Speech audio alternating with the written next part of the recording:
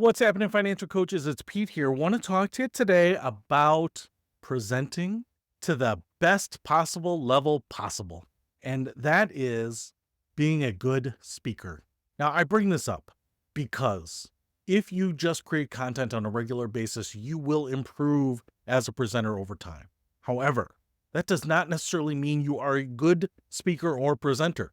And just because you've done it and had some success does not mean that you're good or even great. In fact, I know someone who has been doing workshops, webinars, presentations, live events for 20 years, and he thinks he is really good at presenting and isn't looking at investing in leveling up his craft. And yet his presentations are really lackluster. Even though there are people attending, most of these are required to attend his sessions. How many times have you taken a training or an online class or been updated on new policies by your HR representative? And they have probably done this hundreds or thousands of times before, and yet you don't find them very dynamic or engaging or entertaining. Sometimes they are just a lot of work to listen to. And so how do you get better at this? One, experience. That will certainly help. But the second thing I would recommend is joining Toastmasters. And if you are new to being a public personality and presenting and creating content, I know that it's probably going to be intimidating to go to Toastmasters, but if you are intimidated or cautious about it or worried about it, then you probably need to be there. At the beginning of my career, I was a member of Toastmasters for almost 10 years. I got involved with it because my employer had a Toastmasters chapter on site. And so each week I could spend one lunch in a Toastmasters session, and I learned so much.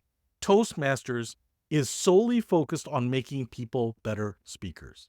There are many organizations that you can join, and they will talk about how they will help you become a better presenter or speaker. But Toastmasters is the only one that I can think of that focuses exclusively on that, and they are better for it. Most people don't realize how many filler words they use on a regular basis, ahs and ums. They just get filtered out in our own mind. But if you do a public presentation and record it and watch it yourself, oftentimes the person presenting is surprised at how painful it was to watch, because every third word was an ah or or filler word, a like, an oh yeah, something that was painful to listen to, and yet they don't realize it. They think that the listener is just filtering out everything that isn't valuable content, and that's just not true. And so if you are truly serious about getting better at presenting, I would highly recommend Toastmasters. Now, what will Toastmasters do, and what is the experience like? It can be intimidating, especially at the beginning, but every Toastmasters chapter I've ever been to has been super inviting. And I have been to Toastmasters chapters that have had people in there for 30 or 40 years. I have seen some incredible speakers. In fact, the last chapter that I was a member of had several multimillionaires, people that took businesses public, people that have spoken at the highest levels on television, ambassadors to other countries. And they were still there because they knew they could still get better.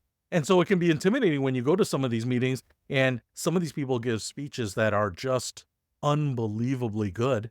And here you are as a new person.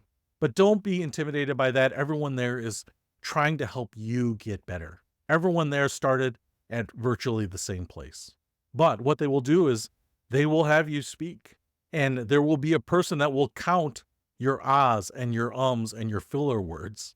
They will give you a report at the end of the meeting of how many times you said ah or And that can be pretty eye-opening when the number is 85 or 90 and you only spoke for 60 seconds or 2 minutes. And that's a lot better than when I started. When I first started joining Toastmasters, there was a person with a buzzer. Every time you said ah or used a filler word, they would buzz you during your speech. That can get you pretty aware of what you are saying pretty quickly when you are constantly hearing buzzes. It was actually really good for me to help filter those things out of my vocabulary. Now, you may present or speak well enough for your role or your job or for creating content. But if you think that you probably don't need to improve, my guess is that you probably need to improve. And the people that know they need to improve probably need to improve. What I'm saying is that probably everyone who wants to publicly create content should join Toastmasters, should at least get that first level of Toastmasters, which is to give 10 different presentations. It sounds like a lot, but if you do that, and I know that you're a level 1 Toastmaster, I have a pretty good idea of your basic speaking abilities. Doesn't guarantee that you're engaging or articulate or thoughtful or impressive. But what it does show me is that you have taken the time to focus on some of the basics. And many times, people without that experience or that training don't even realize how badly the basics are wrecking their presentations. So if you want to be a top tier performer, a great speaker, a great presenter, I would highly recommend joining your local Toastmasters.